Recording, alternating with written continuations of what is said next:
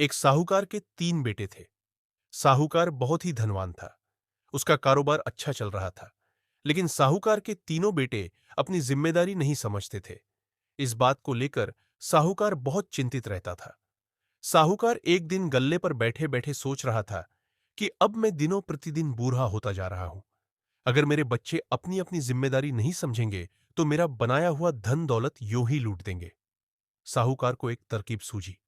वह घर आकर अपने तीनों बेटों को अपने पास बुलकर कहा, मैं चाहता हूं कि तुम तीनों में से कोई एक मेरा कार्यभार संभाल लो, जिसके लिए तुम लोगों को एक छोटा सा काम करना है।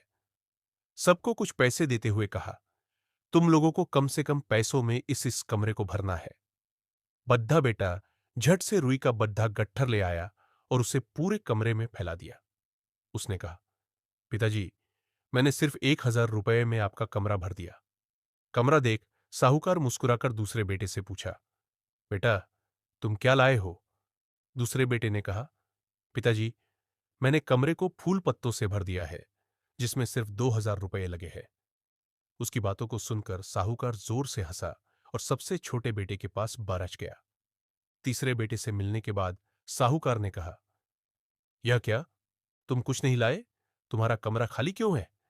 सबसे छोटे बेटे ने अपने पॉकेट से एक मोमबत्ती निकालकर जला दिया, जिससे पूरे कमरे में रोशनी फैल गई। उसने कहा, पिताजी, मैंने पूरे कमरे को भरने के लिए 2 रुपये खर्च किए हैं। उसकी बुद्धिमत्तापूर्ण बातों को सुनकर साहूकार उस दिन से अपने सबसे छोटे बेटे को अपना उत्तराधिकारी बना दिया।